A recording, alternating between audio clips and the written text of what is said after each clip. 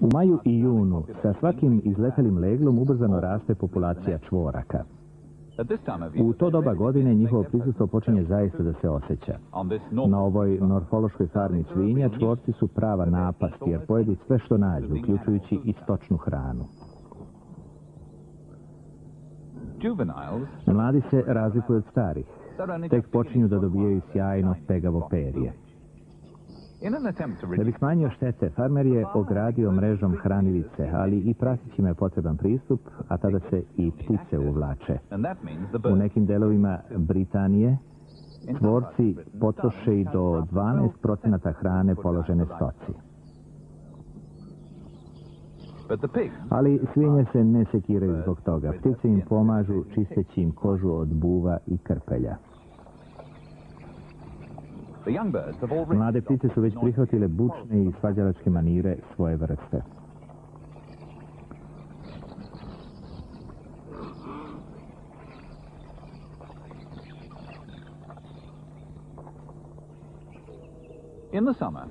Leti čvorci pojedu i mnogo voća. Prilične su štetočine u voćnjacima. Posebno vole višnje.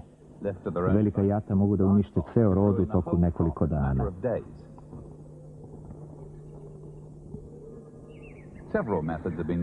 Da bi se odbranili voćnjaci, korišćeno je nekoliko metoda. Izgleda da jedino ima uspeha pokrivanje voćaka mrežama. To je skup i dugotrajan posao. Štete u poljoprivredi su dovoljno velike, ali ponekad su čvorci odgovorni i za prave katastrofe. Pošto se hrane na otvorenom prostoru, čvorke posebno privlače aerodromi. Ako jedna ili više ptica ulete u motor aviona u letu, to može da izazove rušenje aviona. U vazduhoplovstvu se to zove bird strike. Ovo je motor helikoptera u kome je čvorak koji je u njega uleteo. Strašila, plašilice, čak i emitovanje krika čvorak u opasnosti koristilo se da bi se odbili čvorci od aerodroma. Ali ima još jedan metod koji proizvodi jednak efekat.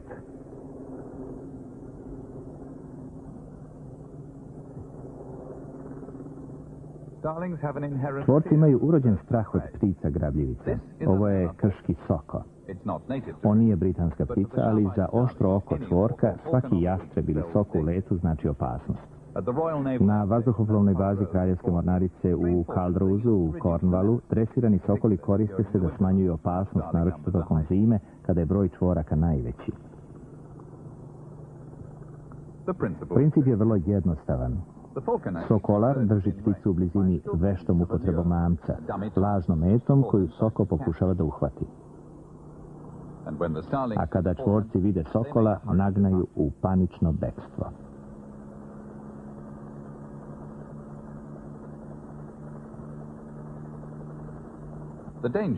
Opasnost od ptica za avione i njihove posade je tako ozbiljna da i ratno vazduhoplovstvo i ratna mornarica imaju svoje jedinice za zaštitu od ptica. Sokoli moraju skoro svaki dan da lete da bi održavali piste slobodnima. Kada obavi zadatak, soko može da uhvati lutku.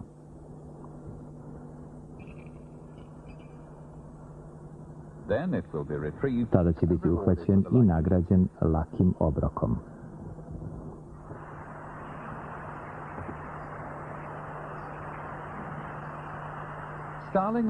Čvorci su jako društveni. Uveče se okupljaju velikim jatima pre nego što odu na spavanje. Masovna noćenja počinju ubrzo posle sezone gnježđenja. Tokom kasnog leta i jeseni jata se uvećavaju i zimi se na noćilištima okuplja i više od 1.000.000 ptica.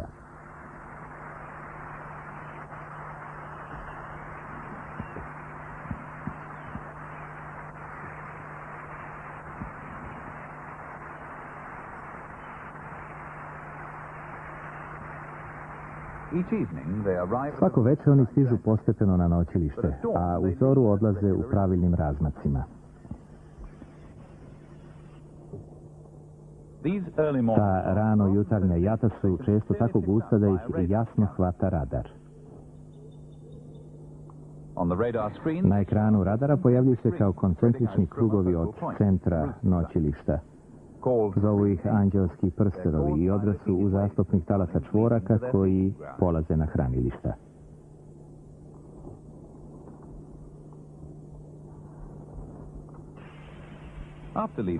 Pošto napuste noćilište, ptice se upućuju prema pašnjacima, gde užurbano pretražuju busenje u potrazi za insektima i larvama. Oni mogu da ublaže štetu koju nanose sprečavajući povećanje broja štetnih insekata na poljima.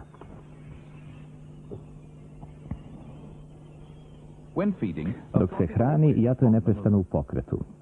Na čelu su predvodnici, oni se stalno smenjuju u potrazi za hranom.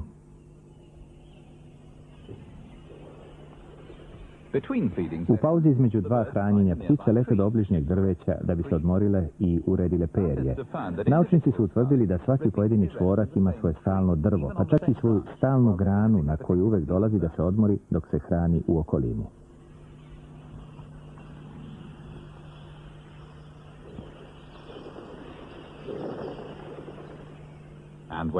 A kada se povremeno iscrpu zalihe hrane u polju, jato se premešta na sveže pašnjake.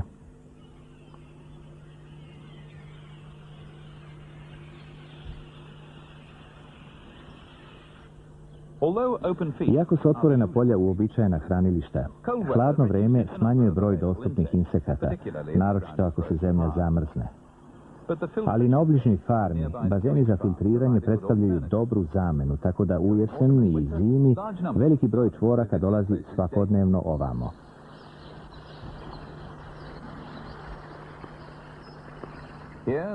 Ovde se oni hrane na isti način kao i u polju.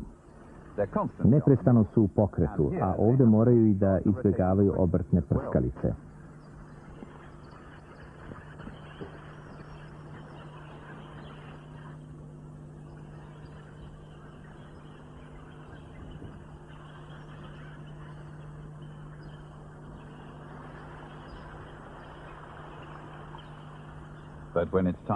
A kad dođe pauza za odmor, okviri prikolica obezbeđuju novu zamenu za grane drveća.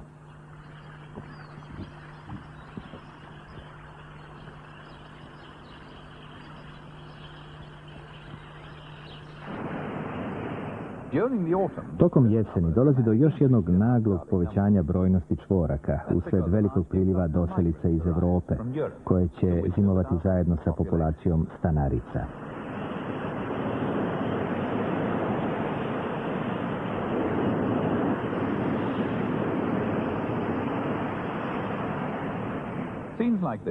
Ovakve scene su bile nepoznate pre 100 godina. Tek od skora su čvorci počeli da noće na zgradama.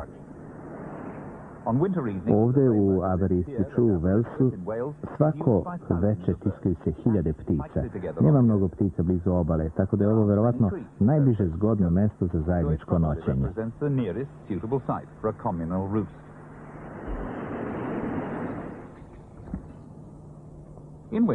Zimi neki od čvoraka stanarica uopšte se ne udaljavaju od grada. Preko dana obilaze đubrišta i hrane se po periferijskim parkovima i baštama. Pošto su svaštojedi, zadovoljni su bilo kakvom hranom.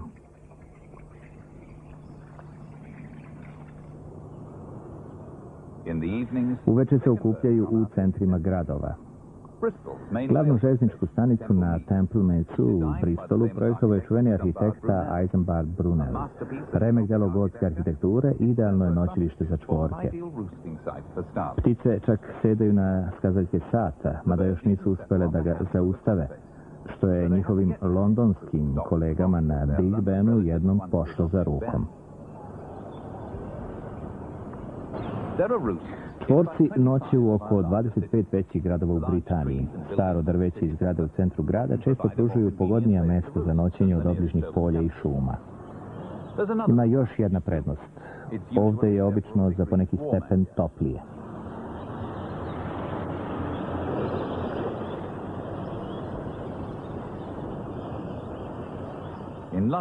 Na londonskom Trafalgar i Leicester Squareu jako osvetljenje uopšte ne smeta hordama čvoraka da spavaju. Ima i letnjih noćilišta u gradu, ali obično ih vezujemo za duge zimske večeri. Rojeći se pred mrak, jata dižu graju koja traje i duboko u noć. Ali prisustvo noćnih jata obeleženo i na druge načine. Njihov izmet prekriva trotoare, kolovoze, fasade. Pokušaj da se ta šteta umanji teranjem ptica sa odabranih noćilišta imali su malo uspeha.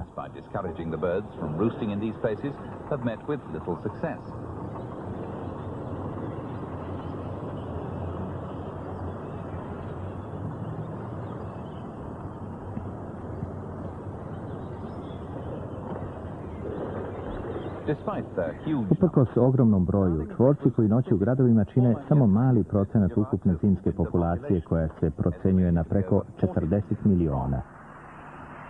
A to je samo delić ukupne svetske populacije ove zadivljujuće uspešne vrste, od kako se proširila u mnoge zemlje izvan svoje rodne Evrope.